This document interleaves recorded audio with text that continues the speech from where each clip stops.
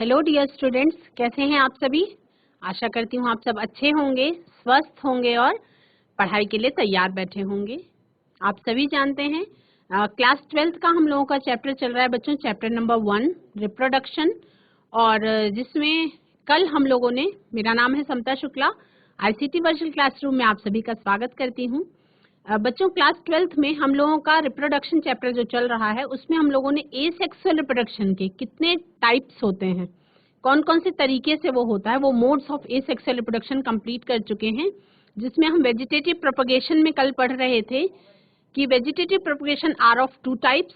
Number 1 is natural vegetative propagation यानी कि प्राकृतिक कायिक प्रवर्धन, and second one is artificial vegetative propagation यानी कि आपका कृत्रिम कायिक प्रवर्धन। हम लोगों ने कल प्राकृतिक कायिक प्रवर्धन के बारे में पढ़ लिया है, जान लिया है।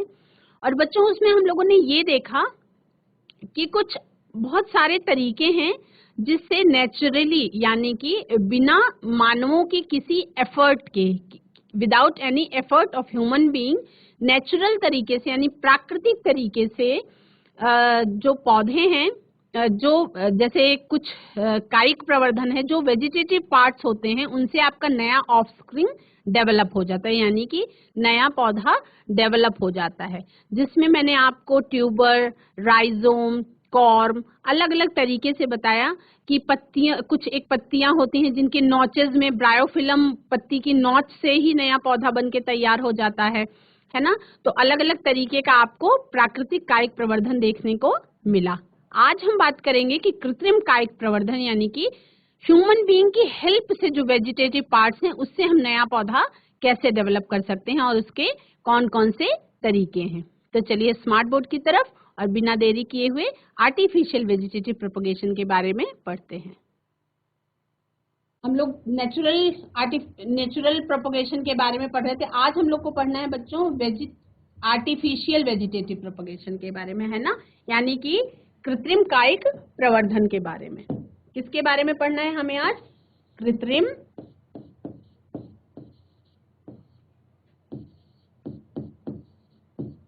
कायिक प्रवर्धन, है ना, यानी कि आर्टिफिशियल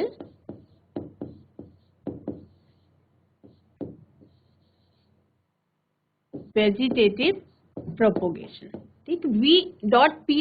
का मतलब आप वेजिटेटिव प्रोपगेशन समझ लीजिए। अब इसमें बच्चों ये क्रिया अभी मैंने आपको थोड़ी देर पहले बताया कि ये कैसे होती है, विद द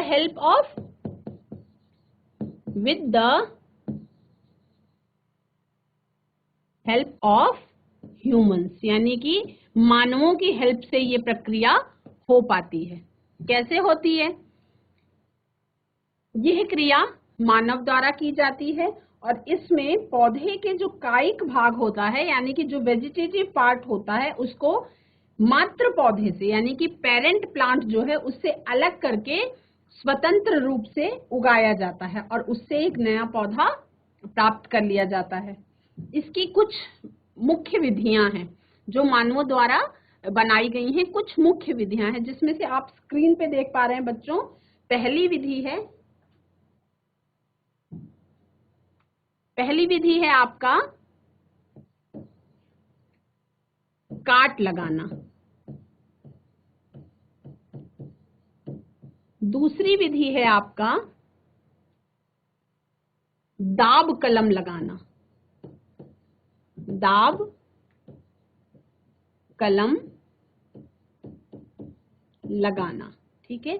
और इसमें आपकी तीसरी विधि आती है जिसे हम कहते हैं ग्राफ्टिंग यानी कि रोपण, ठीक है। तो काट लगाना को ही हम कह सकते हैं कटिंग, दाब कलम लगाना इसको हम क्या कहते हैं बच्चों? इसी को हम कहते हैं लेयरिंग। क्या कहते हैं? लेयरिंग।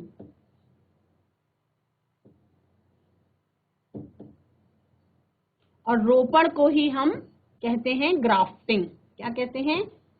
ग्राफ्टिंग, ठीक। यानी कि आर्टिफिशियल तरीके से मनुष्यों के द्वारा 3 प्रकार से हम स्वतंत्र रूप से एक नए पौधे का निर्माण कर सकते हैं। इतना सबको समझ में आ रहा है?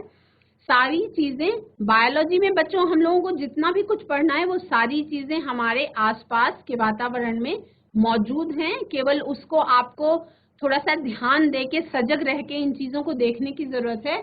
तो आपका आधा जो सिलेबस है वो तो आपके वातावरण से ही कंप्लीट हो जाता है ना। इसीलिए हायर स्टडीज में इसका एक पार्ट एनवायरमेंटल साइंस भी है। हम आज बात करेंगे आर्टिफिशियल वेजिटेटिव प्रोपगेशन के बारे में। Number 1 is cutting. जैसा कि आप स्क्रीन पे देख रहे हैं, क्या करते हैं इस क्रिया में, इस तरीके का आप चित्र बना सकते हैं, है ना। एग्जाम में अगर आ जाता है तो आप इस तरीके का फिगर एक डायग्राम टाइप का बना के दिखा सकते हैं उसका नेमिंग करने के बाद। इस क्रिया में वांछित पौधे को, यानी कि अगर आपको गुलाब का पौधा चाहिए तो गुलाब के पौधे को छोटी छोटी टहनियों में इस तरह से काटा जाता है कि हर एक टहनी उसके अंदर कक्षस्थ कलिका प्रेजेंट होती है, यानी कि कक्षस्थ कलिका युक्त वो टहनी होती है। और ये टहनी क्या कहलाती है बच्चों? यही टहनी आपकी कहलाती है कलम। आप सभी ने बचपन से सुना होगा कि मुझे गुलाब की कलम दे दीजिए तो हमारे घर में उसी स्पीसीज का नया गुलाब डेवलप हम कर पाएंगे, यानी कि हमारे घर में भी वो कलम दे दीजिए तो पौधा लग जाएगा। उसी कलम लगाने के बारे में हम आज बात कर रहे हैं, जिसको हम कटिंग कहते हैं। इस कलम को मृदा में यानी जमीन में मिट्टी के अंदर आधा गाड़ दिया जाता है, और जिससे कुछ दिनों के पश्चात जब उसकी ठीक से सेवा करते हैं, यानी कि उसको पानी, खाद, ये सारी चीजें, अनुकूल मौसम, ये सारा देते हैं, तो उससे एक नया पौधा प्राप्त कर लिया जाता है। कभी कभी यानी ज्यादातर घरों में नहीं, पर हम नर्सरी में इसकी बात कर सकते हैं बच्चों, कि जब नर्सरी में कलम का डेवलपमेंट किया जाता है तो उसमें टहनी के निचले भाग में, यानी कि यहाँ की साइड में, इस निचले भाग में क्या करते हैं, एक हार्मोन है IAA, और ग्रोथ हार्मोन, दूसरे भी ग्रोथ हार्मोन्स का यूज कर लिया जाता है। किसका यूज कर लेते हैं? ग्रोथ हार्मोन का यूज कर लिया जाता है। और उससे क्या होता है कि इसमें जो कलम में क्या है, इससे इसकी हेल्प से जड़ें थोड़ा जल्दी निकल आती हैं, इसकी हेल्प से जड़ें जल्दी निकल आती हैं, मतलब उसमें डेवलपमेंट थोड़ा फास्ट कर लेते हैं, है ना, हेल्प से जड़ें जल्दी। तो ये कैसे करते हैं बच्चों? क्यों इसको ह्यूमंस करते हैं ना, आर्टिफिशियली, यानी कृत्रिम तरीके से इसमें जड़ें थोड़ा जल्दी निकाल दी जाती हैं, उसमें हार्मोन्स का यूज करके। नेचुरली भी ये काम होता है, लेकिन नेचुरली होने में टाइम लगता है, और क्योंकि इंसान को हर चीज की बहुत ज्यादा जल्दी होती है तो वो सोचते हैं कि इन हार्मोन्स का यूज करते हैं और उससे जड़ें जल्दी निकल आती हैं। आपको समझ में आ रहा है? निकल आती हैं। तो ग्रोथ की जब हम बात करते हैं तो चाहे वो किसी ह्यूमन बीइंग की ग्रोथ हो, या किसी जीव जंतु की ग्रोथ हो, या इवन किसी पौधे की ही ग्रोथ हो, तो बच्चों सारा खेल जो ग्रोथ का है, डेवलपमेंट का है, ये हार्मोन्स के द्वारा कंट्रोल होता है। ठीक है, तो इसी तरह से इसमें भी अगर ये वाले हार्मोन का यूज करते हैं तो जड़ें उसमें जल्दी निकल आती हैं। ठीक, कौन कौन से पौधों में ये विधि काम करती है ये हम देखेंगे आज। एग्जाम्पल लिख लेंगे आप सभी, कौन कौन से पौधों में ये कटिंग वाली थ्योरी काम आती है। एग्जाम्पल देखिए, बहुत सारे पौधे हैं जिनमें ये कटिंग वाली थ्योरी काम आ सकती है, यानी उससे आप नए पौधे को उगा सकते हैं। एग्जाम्पल आपके हैं अंगूर, यानी अंगूर की बेल में ये काम आ सकता है। गन्ना, फिर आपका गुलाब, आपका आ जाता है बच्चों गुड़हल। ठीक, उसके बाद आपका बोगनवेलिया जो प्लांट होता है जिसमें बहुत सारे फूल लगते हैं, एक साथ कम से कम हजारों फूल उस पौधे में लगते हैं, बोगनवेलिया, है ना। इसमें क्या है, इसमें कलम के द्वारा वेजिटेटिव प्रोपगेशन यानी कि नए पौधे का निर्माण कर दिया जाता है। इनमें सब में किसके द्वारा? कलम के द्वारा। कलम यानी कि कटिंग के द्वारा क्या करते हैं, एक नए पौधे का निर्माण कर देते हैं। ठीक, उसके बाद बच्चों, और इसका देखिए डायग्राम सिंपल आप इस तरह से ही कॉपी में या नोट्स में या आंसर शीट में अपने जैसा भी बनाएंगे, एक इसी तरीके का सिंपल सा डायग्राम बना देंगे तो समझ में आ जाएगा। जैसे आपने लिखा कट एट स्लांट, जब भी कटिंग करेंगे तो एक स्लांटिंग, स्लांट का मतलब ऐसा तिरछा, स्लांट का मतलब तिरछा। सारे बच्चों ने जब छोटे थे तो स्लैंटिंग लाइन के बारे में पढ़ा था, है ना, ये तिरछी काट लगाते हैं, स्लैंटिंग कट करते हैं और पेरेंट प्लांट से उस कटिंग को अलग कर देते हैं, जिसमें क्या होती है बच्चों, एक कक्षस्थ कलिका का मौजूद होना जरूरी है। अगर कक्षस्थ कलिका नहीं मौजूद होगी तो नया पौधा डेवलप नहीं हो पाएगा। ठीक, उसको सॉइल और कंपोस्ट की हेल्प से अच्छा पानी देंगे, अच्छा वातावरण देंगे, अच्छे मौसम में थोड़ा सूर्य का प्रकाश देंगे तो नया पौधा एक डेवलप हो जाएगा। इसके बाद जो सेकंड तरीका है आपका वो है बच्चों लेयरिंग का। ठीक है, जो सेकंड तरीका है आपका आर्टिफिशियल वेजिटेटिव प्रोपगेशन में वो है आपका दाब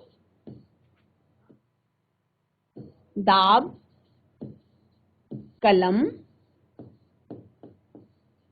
लगाना, यानी कि लेयरिंग का।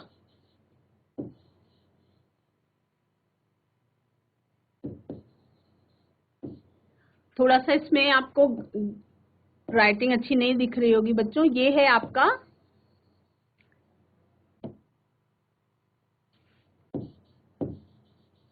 लेयरिंग। ठीक, कभी कभी टेक्निकल इश्यूज के कारण राइटिंग अच्छी नहीं होती, एक ही लाइन पे डबल लाइन चल जाती है। ठीक है, आते हैं कॉन्सेप्ट पे। हम लोग को क्या पढ़ना है कि second type of vegetative propagation यानी कि आर्टिफिशियल, उसमें दाब कलम लगाना या इसे हम लेयरिंग कहते हैं। किस तरह से कर सकते हैं? इस क्रिया के अंतर्गत तने से निकली भूमि के निकट स्थित कुछ शाखाओं के कुछ भाग को क्या करते हैं, मृदा में दबा दिया जाता है, बिल्कुल इस तरह से। ये आपका पेरेंट प्लांट है, पेरेंट प्लांट है। ठीक, अब इसमें बड़ी बड़ी शाखाएं निकली हुई हैं, है ना बच्चों। तो जो एक शाखा थी उस शाखा को ऐसा घुमा करके, इंटेंशनली ऐसा घुमा करके जमीन के नीचे दबा दिया गया। ठीक, और आधा भाग बाहर। अब जमीन के नीचे दबा दिया गया है तो इस जगह पे अब इसके बीच में वही एक्सिलरी बड का होना जरूरी है किसी भी नए पौधे के निर्माण के लिए। ये आपका किसी भी नए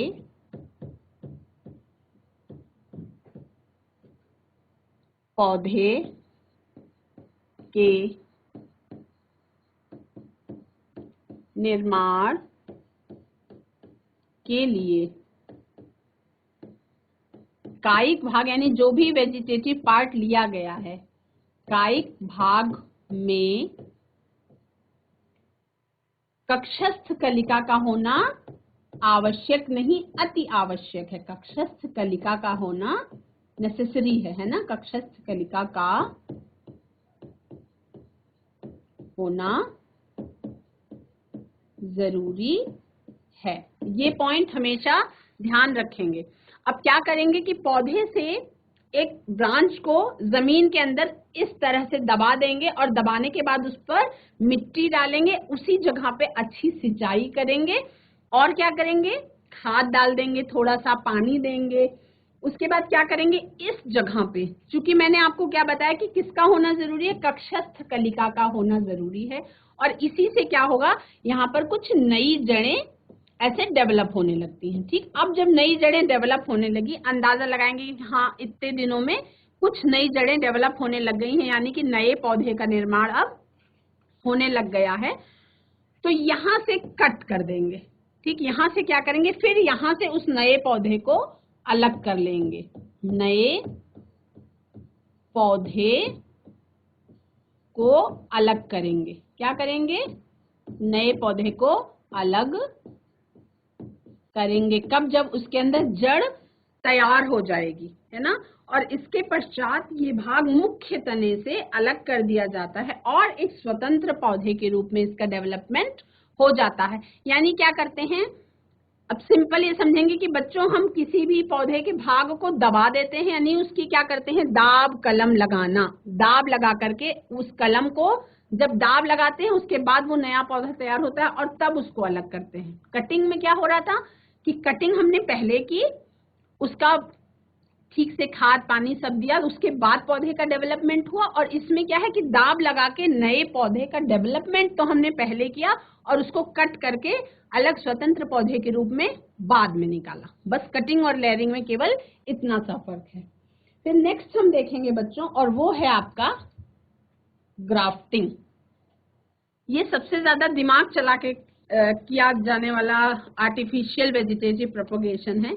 इसमें बहुत सारी मतलब वैरायटीज के प्लांट्स निकाले जाते हैं बच्चों, और इसको हम कहते हैं ग्राफ्टिंग। इसको हम क्या कहते हैं? इसी को हम कहते हैं ग्राफ्टिंग। क्या कहते हैं? ग्राफ्टिंग, यानी कि रोपण।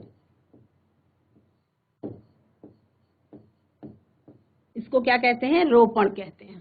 ठीक, इसमें क्या होता है कि इस विधि में पौधों की नई नई किस्म, वही मैंने आपको बोला कि इससे अलग अलग बहुत तरीके की नई नई किस्में बनाई जा सकती हैं। इसमें दो अलग अलग पौधों के भागों को जोड़ते हैं। क्या करते हैं? इसका सबसे पहला एक है कि इससे नई किस्में बनाई जाती हैं। नई किस्में तैयार की जाती हैं।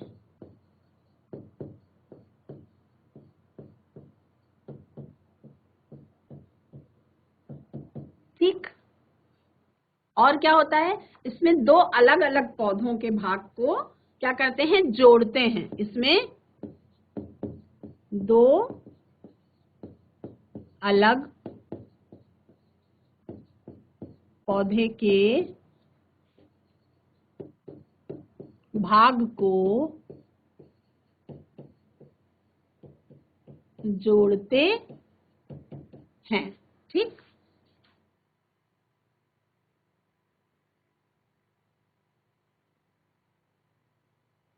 इस विधि से पौधे की नई नई किस्में भी बनाई जा सकती हैं। इसमें दो अलग अलग पौधे के भागों को जोड़ते हैं और एक जड़ सहित पौधे के कटे हुए तने पर, देखिए जो जड़ सहित पौधा है जिसका तना कटा हुआ होगा बच्चों, इसको हम कहते हैं स्टॉक। जो ये होगा कैसा आपका?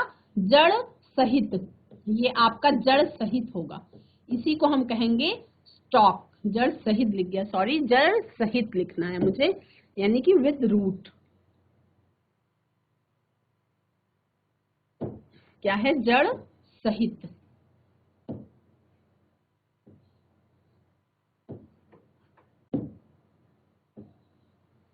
ठीक, तो जड़ सहित जो तने का भाग है उसको हम कहते हैं क्या?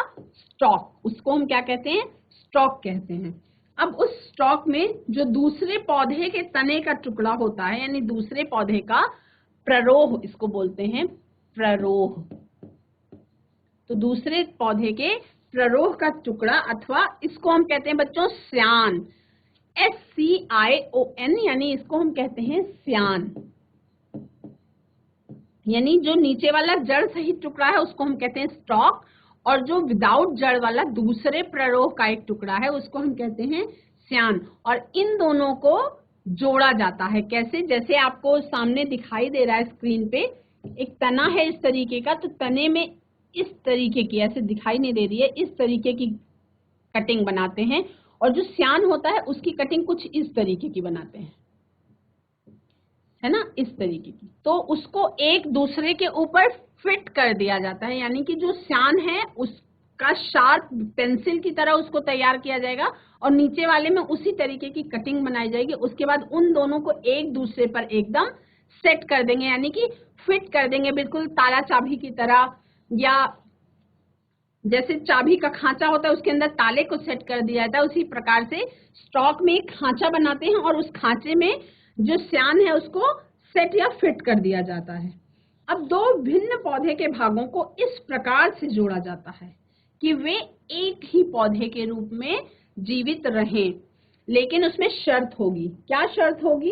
कि उसमें बच्चों जो कैम्बियम है, स्टॉक कैम्बियम और स्यान कैम्बियम को सीधे संपर्क में रखा जाता है। आप सभी को पता है कि तने में क्या पाया जाता है बच्चों? कैम्बियम, यानी कि छोटी छोटी वाहिकाएं और नलिकाएं पाई जाती हैं।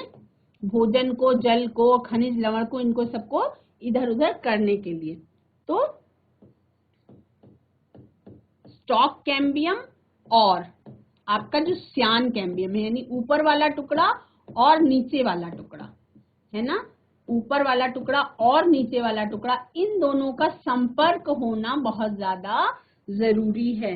तो उसमें क्या होता है कि स्टॉक कैम्बियम और श्यान कैम्बियम को सीधे संपर्क में रखा जाता है, यही इसकी शर्त है, क्योंकि अगर सीधे संपर्क में नहीं रखा जाएगा तो ये अपना काम नहीं कर पाएंगे। तो सीधे संपर्क में इनको रखा जाता है। दो भिन्न पौधे के भागों को इस प्रकार जोड़ा जाता है कि वे एक ही पौधे के रूप में जीवित रहें। जैसे ये आपको एक पौधा दिखाई दे रहा होगा, इसको लेकिन इस तरह से सेटिंग करके दो पौधों को एक तरह से जोड़ दिया गया है। अब इसी क्रिया को हम क्या कहते हैं बच्चों? इसी क्रिया को हम कहते हैं रोपण, यानी कि ग्राफ्टिंग। ऐसी प्रक्रिया किस किस पौधे में कर सकते हैं हम? ये वाली किस किस पौधे में अपनाई जाती है? ये आपका अपनाई जाती है बच्चों, ऐसी प्रक्रिया आपका अपनाई जाती है आम में। ठीक, आपने सबने सुना होगा कि कलमी आम, यानी कि आम का इस तरह से ग्राफ्टिंग करके हाइब्रिड आम तैयार किया था। अगर आम का और अच्छा वैरायटी डेवलप करना होता है तो इस तरह की प्रक्रिया अपनाई जाती है। उसके बाद फिर नींबू में भी हम ग्राफ्टिंग देखते हैं, नींबू के पौधे में भी ग्राफ्टिंग हो सकती है। उसके बाद सेब में भी आपका ग्राफ्टिंग हो सकती है, अगर उसका अच्छी वैरायटी का सेब डेवलप करना हो। इस क्रिया में वही मैंने आपको बताया, स्टॉक कैम्बियम और श्यान कैम्बियम को सीधे संपर्क में रखा जाता है। क्यों रखा जाता है? इसका रीजन क्या है बच्चों? ताकि नए बनने वाले जो जाइलम और फ्लोएम हैं, जो नए बनने वाले जाइलम और फ्लोएम एक दूसरे के संपर्क में रहें, एक दूसरे के संपर्क में रहें। यानी कि अब आपको समझ में आ गया, ग्राफ्टिंग करते हैं, जड़ सहित स्टॉक होता है ना, और इसमें आप एक खांचा बनाते हैं, फिर दूसरे पौधे का प्ररोह होता है जिसमें कटिंग करते हैं और उस कटिंग को उस खांचे में सेट कर देते हैं। उसके ऊपर इस तरह से खाद वगैरह लगा के ऐसे पट्टी की तरह उसको रैप कर दिया जाता है। ध्यान क्या रखेंगे कि स्टॉक कैम्बियम और श्यान कैम्बियम सीधे संपर्क में होने चाहिए। और क्यों? क्योंकि उससे जो नए जाइलम और फ्लोएम बन रहे हैं ये दूसरे के संपर्क में रहेंगे। ऐसी प्रक्रिया अपनाई जाती है आपका आम में, नींबू में और सेब में। ठीक, तो यानी कि आर्टिफिशियल वेजिटेटिव प्रोपगेशन, कृत्रिम कायिक प्रवर्धन के बारे में हम लोगों ने 3 तरीका जान लिया है। एक है आपका कटिंग, दूसरा है आपका लेयरिंग और तीसरा है आपका ग्राफ्टिंग।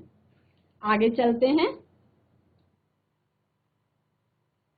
ये आप स्क्रीन पे देख रहे हैं बच्चों, इसको हम कहते हैं टिश्यू कल्चर। इस प्रक्रिया को हम क्या कहते हैं? Tissue culture. टिश्यू कल्चर यानी कि ऊतक संवर्धन। क्या कहते हैं? इसी को हम कहते हैं ऊतक संवर्धन। अब देखिए, नेचुरली तो बहुत तरीके से हो रहा था, लेकिन आर्टिफिशियली जो हो रहा है उसमें सबसे ज्यादा एडवांस्ड टेक्निक जो है वो आपका यही टिश्यू कल्चर वाला है। अब इंसानों में भी टिश्यू कल्चर स्टार्ट हो गया है, पर पौधों में टिश्यू कल्चर किस तरह से होता है इसको हम क्या कहते हैं बच्चों? इसको हम कहते हैं माइक्रो प्रोपगेशन। क्या कहते हैं इसको? हम कहते हैं सूक्ष्म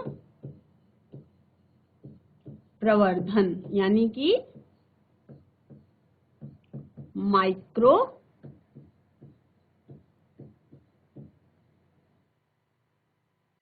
प्रोपगेशन। क्या कहते हैं? सूक्ष्म प्रवर्धन कहते हैं। इस विधि में देखिए, ये इसमें क्या आपको समझ में आ रहा है? आपके सामने ऊतक शब्द आया, माइक्रो प्रोपगेशन आया, तो आपको ये समझ में आ रहा है कि कहीं ना कहीं पौधे के किसी भाग का टिश्यू जो है उसको कल्चर कर लिया जाता होगा और उससे बहुत सारे नए पौधों का निर्माण हो जाता होगा। किस तरीके की प्रक्रिया अपनाई जाती है और कैसे किया जाता है, ये हम जानेंगे। पहले आप इसको अपने ये डायग्राम को आप लिख सकते हैं कि इस तरीके की साइकिल अपनाई जाती है, यानी इस तरीके का चक्र अपनाया जाता है जिससे ये टिश्यू कल्चर हम कर पाते हैं, ऊतक संवर्धन हम कर पाते हैं। ऊतकों का संवर्धन यानी टिश्यूज को कल्चर करके जो नए पौधे का निर्माण हो रहा है उसी को हम क्या कहेंगे, ऊतक संवर्धन कहेंगे। इसे हम सूक्ष्म प्रवर्धन या माइक्रो प्रोपगेशन भी कहते हैं। इस विधि में मात्र पौधे के थोड़े से ऊतकों से हजारों की संख्या में पौधों को प्राप्त किया जा सकता है, यानी अगर थाउजेंड्स ऑफ प्लांट्स अक्वायर करने हैं तो उसका तरीका केवल और केवल ये टिश्यू कल्चर का ही तरीका है। इस विधि में जिस पौधे से प्रवर्धन करना होता है, यानी जिस पौधे का नए पौधों में डेवलपमेंट करना होता है, उसके किसी भाग से ऊतक का छोटा सा भाग लेकर अलग कर लिया जाता है। जैसे आप देख रहे हैं ये आपका गाजर का टिश्यू कल्चर दिखाया गया है। ये क्या है आपका, ये है आपका मैच्योर प्लांट, और इसको क्या करते हैं, वॉश कैरेट टैप रूट, यानी जो कैरेट होती है वो आपका, आप सभी को पता है कि जड़ होती है, कैसी होती है, टैप रूट होती है। तो उसके पार्ट्स को इस तरह से कट कर लिया जाता है ना, अलग अलग साफ करके धो करके उसके टिश्यूज को इस तरह से कट कर लिया जाता है। उसके बाद उसके अंदर क्या करते हैं, कॉर्क बोरर को इंसर्ट कर देते हैं। इस तरह से कॉर्क बोरर को इंसर्ट कर देते हैं, और ये कोर होना उसके अंदर जरूरी है। क्या होना उसके अंदर, कोर का होना जरूरी है। अब इसमें क्या करते हैं, इस ऊतक की क्या होनी चाहिए बच्चों, उसमें कोई भी जर्म्स नहीं होने चाहिए। तो एक पेट्री डिश का यूज करते हैं, और इस ऊतक की अजर्म परिस्थितियों, मतलब जर्म फ्री वो एटमॉस्फेयर होना चाहिए जहां पे इस ऊतक का संवर्धन किया जा रहा है। तो जर्म फ्री एटमॉस्फेयर में उचित संवर्धन माध्यम में क्या कराते हैं, इसकी वृद्धि कराते हैं। Cut core and place in petri dish, cut core and place in petri dish, यानी उसको पेट्री डिश में इस तरह से डाल देते हैं, ठीक। और उसको क्या करते हैं, कैलस इनिशिएशन मीडियम में रख देते हैं, जिससे उसका कैलस का निर्माण उसमें होने लगता है। कैलस का मतलब उसके अंदर कोशिकाओं के गुच्छे बन जाते हैं। कैलस हम किसे कहते हैं, कैलस का निर्माण करवाते हैं। तो कैलस किसे कहते हैं, कोशिकाओं के गुच्छों को हम क्या कहते हैं, कैलस कहते हैं। कैलस कोशिकाओं के गुच्छे, इन्हीं को हम क्या कहते हैं, कैलस कहते हैं, ठीक। ये भी बहुत इंपॉर्टेंट पॉइंट है, बहुत इंपॉर्टेंट शब्द है ये। तो ये ऊतक पोषक पदार्थों का अवशोषण कर क्या करता है, वृद्धि करता है। जो ऊतक, जो टिश्यू आपका डाला गया पेट्री डिश में, वो जो अच्छे न्यूट्रिएंट्स भी दिए जाएंगे उसको, ठीक। अब न्यूट्रिएंट्स दिया गया तो वो अवशोषण करके क्या करता है, वृद्धि करता है, और वृद्धि करने के बाद उसमें कोशिकाओं के गुच्छे बन जाते हैं, जिन्हें हम क्या कहते हैं, कैलस कहते हैं। क्या होता है ये, callus forms in 4 to 6 weeks, यानी इस प्रक्रिया में आपका 4 से 6 हफ्तों का समय लगता है। इस ऊतक से कैलस बनने की प्रक्रिया में 4 से 6 हफ्तों का टाइम लगता है, और इस कैलस को लंबे समय तक गुणन के लिए सुरक्षित रखा जा सकता है। मतलब जो ये कैलस है बच्चों, क्योंकि इसमें क्या मल्टीप्लिकेशन करवाएंगे, जब कोशिकाओं में मल्टीप्लिकेशन होता है तो उसी से आपके नए पौधे का जन्म हो जाता है। तो transfer to root development medium, यानी ये भी आर्टिफिशियली आपका हार्मोन्स और सब चीज दे करके रूट डेवलपमेंट करा दिया जाता है। Root and shoot development in 4 to 8 weeks, यानी इसमें आपका 4 से 8 हफ्तों का समय लगता है। और उसके बाद कैलस का टुकड़ा एक ऐसे माध्यम पर स्थानांतरित कर दिया जाता है जहां पे वृद्धि करके ये नए पौधे को जन्म दे देता है, यानी नए पौधे के रूप में विकसित हो जाता है, और इस पादप को निकाल करके हम मृदा में लगा देते हैं। इस विधि में एक बार ऊतक संवर्धन करके बहुत लंबे समय तक पौधों को प्राप्त किया जा सकता है, ठीक। और क्या है, चूंकि ये बहुत अधिक संख्या में मिलते हैं, तो कुछ कौन कौन से पौधों में ये प्रक्रिया अपनाई जा सकती है, ये हम आगे की सेशन में, अगली कक्षा में देखेंगे। आज के लिए आप लोग इसको डायग्राम आप बना सकते हैं अपनी कॉपी में। बच्चों, आज की क्लास में हम लोगों ने आर्टिफिशियल वेजिटेटिव प्रोपगेशन के बारे में जाना, जिसमें मैंने आपको बताया कि 3 तरीके सदियों से चले आ रहे हैं, जिसमें पहला है आपका cutting, second one is grafting और लेयरिंग। ठीक है, जिसमें ग्राफ्टिंग थोड़ा एडवांस टेक्निक है, जिससे आप नए किस्म के पौधों का भी निर्माण कर सकते हैं। और सबसे एडवांस टेक्निक जो है, जिसको मैंने आपको बताया, सूक्ष्म प्रवर्धन यानी कि ऊतक संवर्धन, माइक्रो प्रोपगेशन। ये स्टेप वाइज इसको कल मैं नोट करवा दूंगी। आज की क्लास में मैंने डायग्राम पे आपको समझा दिया है, उसको आप समझ गए होंगे आशा कर रही हूँ। और आज की क्लास में बच्चों इतना ही, समय की कमी के कारण इतना ही हो पाता है। That's all for today. Have a nice day. आपका दिन शुभ हो। Be healthy and stay safe.